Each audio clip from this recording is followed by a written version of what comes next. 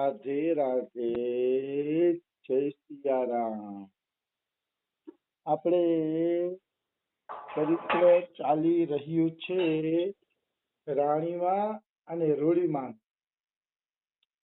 રાણીમાં અને રૂડીમાંના ચરિત્રમાં આગળ વધીએ તો રાણીમાને 7-8 દિવસ ભાગવત કથામાં ભાવ રહે છે અને 7-8 દિવસ પછી જ્યારે એનો ભાગવત કથામાંથી ભાવ તૂટ્યો ત્યારે એમના સંતાનો પૂછે છે, માં તમને શું થઈ ગયું હતું? કેટલા દિવસ સુધી તમે ભાવાવેશમાં રહ્યા? કેટલા દિવસ સુધી તમે રોયે રાખ્યું? તમને શું થતું હતું? તો રાણીમાં કહે છે કે ભાવમાં મને કૃષ્ણ દેખાતા હતા અને હું કૃષ્ણને મળવા માટે વ્યાકુળ હતો. મને કૃષ્ણ દેખાતા હતા ભાવની અંદર અને કૃષ્ણ જોવા માટે હું વ્યાકુળ હતી.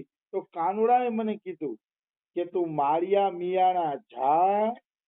માળિયા મિયાણા એક કૃષ્ણ ભગવાનની મૂર્તિ છે, એ મૂર્તિ લેતી આવ એટલે તને એમાં કાયમી માટે મારા દર્શન થશે. મને આવો કૃષ્ણએ આદેશ આપ્યો કે માળિયા મિયાણા જવાનો આદેશ આપ્યો. એમ તો કે હા, એટલે મારે છે ને કે હવે માળિયા મિયાણા જવું છે મૂર્તિ લેવા માટે. રામને માં એમ કહે છે, રામને એવું કહે છે કે બેટા વેલ જોડાવ અને તું અને 2 સાથીઓ તૈયાર થઈ જાઓ. બોલો રામ, મારે તને લઈ જવો છે અને 2 સાથીદારો બીજા, આપણે 3-4 જણા આજે જ માળિયા તરફ પ્રયાણ કરીએ.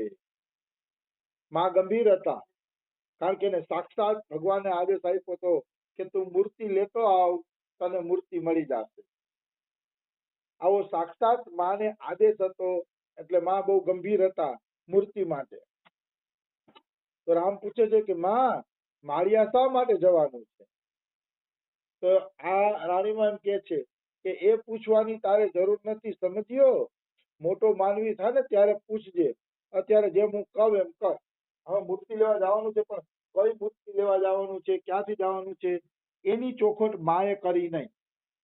માએ એટલું જ કીધું કે મોટો થઈને પૂછજે, અત્યારે તારે કાંઈ પૂછવાની જરૂર નથી, એમ કહી દીધું. રામ ભગતને દુઃખ થયું કે અરે મેં ભૂલ કરી લીધી, માં ભાવાવેશમાં છે ને મેં પૂછી લીધું, કદાચ માને થોડું ઘણું દુઃખ થયું હશે એવું એને લાગ્યું. પછી તો બધાય પોતપોતાના કામે લાગી ગયા છે. માં ભાવમાંથી બહાર તો આવી ગયા છે, પણ અંદરનો આનંદ જે છે એ હજી ઓછો નહોતો થયો. એટલે માં આકાશ તરફ જોઈને જાણે કોઈ અગમ્ય વસ્તુને શોધતી હોય ને એમ આકાશ તરફ જુએ છે. માની નજર આકાશ તરફ હતી. આ બધા પોતપોતાનું કામ કરતા હતા અને માં અડધી પોણી કલાક સામું આકાશને જોઈને ઊભા હતા. શું એને દેખાતું હતું એ તો મારો રામ જાણે. બધી અગમ્ય વાતો છે. મહાપુરુષના હૃદયમાં શું હાલે છે કોઈ જાણી શકતો નથી. અગમ્ય વાતો છે.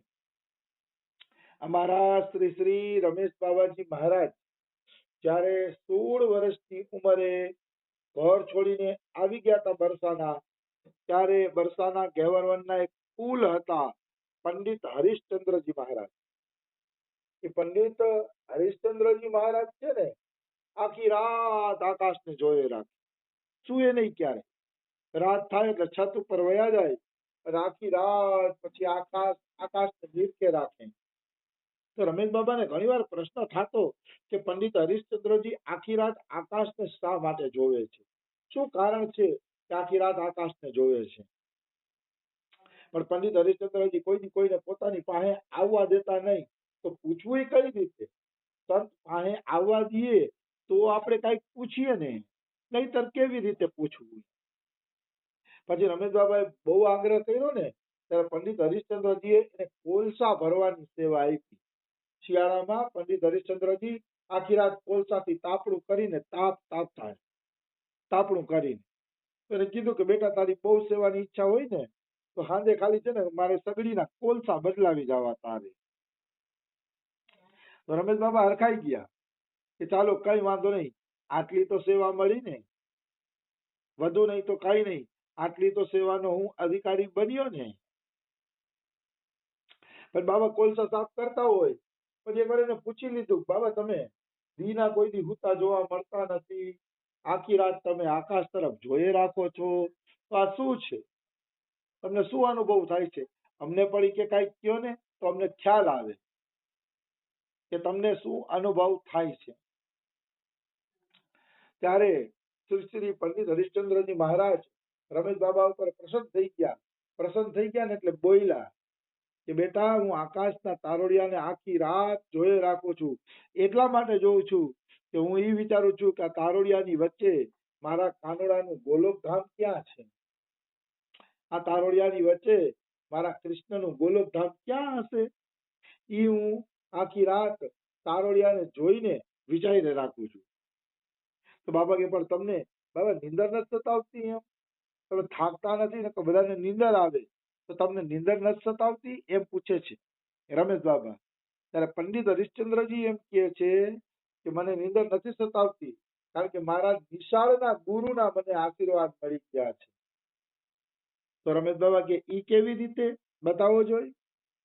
તો કે મારા નિશાળમાં એક ગુરુ હતા, બ્રાહ્મણ શરીર હતું અને બહુ સારા ભક્ત હતા. નિશાળના ગુરુ. ઈ ગુરુજીએ એકવાર એમ કીધું કે બેટા બધા નિશાળમાં બેઠા રહેજો, મારે જરાક તાલુકા શાળાએ કામ છે એટલે હું બાજુના ગામમાં જાઉં છું કામ પૂરું કરવા માટે. હું ન આવું ત્યાં સુધી કોઈ હલતા નહીં, ઉઠતા નહીં. એમ કહીને ગુરુજી વયા ગયા. તો 5 વાગ્યા ને એટલે એક છોકરાએ ડંકો પાડ્યો, ton ton ton ton ton ton, એટલે બધા વિદ્યાર્થી વયા ગયા. પણ પંડિત હરિશ્ચંદ્રજી બેઠા રહ્યા એની જગ્યા ઉપર. અને ગુરુજી આવ્યા 5:30 પોણા 6 આવ્યા. તો પંડિત હરિશ્ચંદ્રજી બેઠા હતા. તો ગુરુજીએ કીધું બેટા તું કેમ બેઠો છો? તો ગુરુજી તમે કીધું તું ને કે હું આવું ત્યાં સુધી તું કોઈ હલતા નહીં, એમ અહીંયા જ બેઠા રહેજો, એટલે હું બેઠો છું. ઈ કે તો કે પણ બેટા એ તો 5 વાગ્યા સુધીનું કીધું તું, 5 વાગ્યા પછી ઘરે વહી જવાય ને? તો કે ના ગુરુજી, તમે કીધું તું કે હું આવું ત્યાં સુધી હલતા નહીં, તો હું ક્યાંથી હલું? ત્યારે ગુરુજી પ્રસન્ન થઈ ગયા અને પંડિત હરિશ્ચંદ્રજીને આશીર્વાદ આપી દીધા કે બેટા જા, તને ભક્તિ મળશે અને નિંદ્રા તને કોઈ દી સતાવશે નહીં. રાધા કૃષ્ણની ભક્તિને પ્રાપ્ત કરીશ અને નિંદ્રા તને કોઈ દી સતાવશે નહીં. કે એ જ મારા ગુરુજીના આશીર્વાદ છે કે જેના કારણે હું આખી રાત તારોડિયા જોઉં છું તો મને નિંદ્રા સતાવતી નથી. એટલે વડીલોના આશીર્વાદ કામ આવે છે, જરૂર કામ આવે છે. એને ગૌણ ગણવા જોઈએ નહીં. જે માણસ એને ગૌણ ગણે છે એ વાસ્તવમાં ભગવત પ્રાપ્તિ હરખી રીતે કરી શકતો નથી. આવી વસ્તુ છે. બને ત્યાં સુધી બધાના આશીર્વાદ લેવાની કોશિશ કરવી એ ભક્તિનું એક અંગ છે. ભક્તિનું અંગ છે કે બધાની સેવા કરીએ, બધામાં પ્રભુ રહેલો છે તો બધાને પ્રસન્ન કરીએ, બધાના આશીર્વાદ મેળવીએ. હા, પછી કરતા કરતા કોઈ ને આપણે યાર અનુકૂળ ન આવે તો રાધે રાધે, તો એમાં કોઈ ઉદાસીન રહેવામાં વાંધો નથી. તો ઉદાસીન થઈ જાવ. કોઈને આપણે યારે ગમતું ન હોય, તો આપણી સેવા ન ગમતી હોય તો ઉદાસીન થઈ જાવ, એમાં મજા છે. તો અહીંયા માં પણ રાણીમાં પણ કલાક એક સુધી આકાશને જોયે રાખે છે. કોઈ વેલ જોડાવે છે, કોઈ ગાડું તૈયાર કરે છે, માણિયા મિયાણા જવાની તૈયારી કરે છે ને બધા પોતપોતાની તૈયારીમાં લાગ્યા હતા. પણ માં આકાશ તરફ જોઈને ઉભા હતા. એવું લાગતું જાણે અનંતને નિહાળતા હોય. મારો પ્રભુ અનંત અનંત અનંત છે. બ્રહ્માંડોની પેલે પાર નવા બ્રહ્માંડો, એની પેલે પારે નવા બ્રહ્માંડો, અનંત બ્રહ્માંડો, એમાં પ્રભુનો કોઈ હિસાબ નથી. કેટલા બ્રહ્માંડોમાં કેટલી લીલાઓ હાલે છે એનો કોઈ હિસાબ નથી. હરેક બ્રહ્માંડમાં કૃષ્ણની અખંડ લીલા હાલે છે. હરેક બ્રહ્માંડની અંદર કેવી રીતે હાલે છે આ તે આપણી બુદ્ધિથી અગમ્ય છે. બુદ્ધિ ત્યાં સુધી પહોંચી શકે નહીં. ત્યાં તો કેવળ અને કેવળ કૃષ્ણ કૃપાથી જે જીવ જાણી શકે છે એ જ ત્યાં પહોંચી શકે છે. બુદ્ધિથી અગમ્ય છે, પરે છે. એટલે બુદ્ધિ દ્વારા આપણે એ દુનિયાની ઓળખ કરી શકતા નથી, એ નિશ્ચિત વાત છે. તો માં બારે ઉભા ઉભા આકાશને જોતા હતા.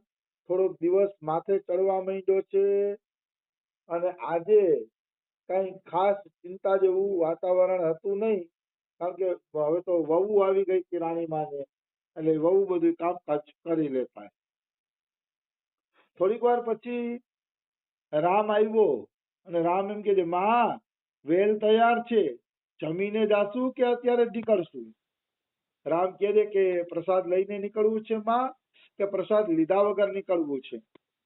પ્રસાદ લઈને નીકળવું હોય તો સાધુ સંતોના હરિહર 11 વાગે થઈ જ જાય. 11 વાગે બધા જમી જ લેતા હોય સાધુ સંતો. તો કે જો જમીને જવું હોય તો હરિહર કરીને જાય. તો રાણીમાં કહે છે, રામ બેટા ઘેલારામ ભાઈને બોલાવતો, ઈ આવશે ને તો થોડુંક ઠીક રહેશે. મતલબ રાણીમાને ઘેલાભાઈની યાદ આવી, કારણ કે ઘેલાભાઈ રાણીમાના ભાઈ હતા. એટલે કે ઘેલાભાઈને બોલાવ, ઈ જરાક આપણી સાથે હશે ને તો સારું રહેશે, રાણીમા એમ કહે છે. તો રામ ઘેલાભાઈને તેડવા માટે રાજ ગુરુવાસ તરફ એના ઘરે આવેલા. રાજગુરુવાસમાં રહેતા હશે ઘેલાભાઈ, ત્યાં ઘેલાભાઈને બોલાવવા માટે નીકળ્યા. પછી કીધું કે લખુ, ઓ લખુ. તો લખુ આવ્યો, બીજો છોકરો. તો રાણીમાં કહે છે, જો ભાઈ ઘર અને ધર્મ બરાબર સાચવજે. મતલબ પહેલાના જમાનામાં મોરબીથી માળિયા મિયાણા જવું પડે તો અઠવાડિયું લાગી જતું. ગાડામાં જાતા બધાય હાલીને ધીરે ધીરે, કાંઈ આમ આજની જેમ થોડું છે સવારે જાય ને સાંજે કામ પૂરું કરીને આવી જાય. એટલે માં સલાહ આપે છે લખુને કે લખુ, અમને કદાચ અઠવાડિયું થઈ જાય માળિયા મિયાણાથી આવતા, તો કે ઘરે હાચવજે ને ધર્મે હાચવજે. ઘર હાચવજે એટલે ઘર એવી રીતે હાચવજે મારા પ્રભુનું છે, અને ધર્મ એટલે હાચવજે કે અમે વયા જાય પછી ઠાકુર સેવા, સંત સેવા, આ બધી વસ્તુ સરસ રીતે ચાલુ રહેવી જોઈએ. આ બધી વસ્તુમાં કોઈ પણ પ્રકારનો વિક્ષેપ પડવો જોઈએ નહીં. અને એમ કે હે બેટા, સાધુ સંતો દુભાઈ નહીં, સાધુ સંતો પ્રસન્ન થઈને જાય ને એવું કરજે, અને સાધુ સંતોને તારા દીકરાની જેમ ધ્યાન રાખજે. જેમ આપણા સંતાનોનું ધ્યાન રાખી એને કોઈ પણ પ્રકારનું આપણે દુઃખ ન પડવા દઈ, એવી રીતે હે ભાઈ સાધુ સંતોનું ધ્યાન રાખજે, એને દુભવતો નહીં. જોજે છોકરું થાતો નહીં. મતલબ છોકરા હોય ને એ જોરમાં બધાને ગમે એમ બોલી દે. એટલે કે છોકરા જેવું વર્તન રાખતો નહીં, મોટા માણસ જેવું, પીઢ માણસ જેવું વર્તન કરીને સાધુની સેવા કરજે. છોકરા જેવા સ્વભાવથી ન કરતો, નકર તો તું બોલી દઈશ, લ્યો આ સાધુ તો મમરા માંગ્યા ને, આ સાધુ તો ગોળ માંગ્યો ને, હવે અમારે ક્યાંથી વ્યવસ્થા કરવી? આમ છોકરાની જેમ વઢી નો લેતો, પીઢ માણસની જેમ હાજી મહારાજ હમણાં જ લાવવું, હમણાં જ ગોળ આવી જશે, એમ મીઠા વાક્યથી પીઢ માણસની જેમ તું કે સાધુ સેવા કરજે. રાણીમાં એમ સલાહ આપે છે. ભાઈ ચિંતા તો થાય ને રાણીમાને, આખી જિંદગી રાણીમાએ સાધુ સેવા કરી છે, તો પછી જીવતે જીવતા છોકરા હરખી સેવા ન કરે તો થોડીક પીડા તો થાય ને. એટલે સલાહ આપે છે કે મને પીડા થાય એવું ન કરતો, હરખી રીતે કે સાધુ સેવા તું કરજે. હું એકાદ અઠવાડિયું રોકાઈશ. માં એમ કે છે મને એકાદ અઠવાડિયું લાગી જશે કે, પણ તું ચિંતા ના કરતો ત્યાં આવી જઈશ. કે મીઠાને મળવાનું મન થાય છે. ઓલા જેને ચકલા બાળી નાખ્યા હતા ને મીઠો ભગત, એને મોકલી દીધા હતા બગથડા.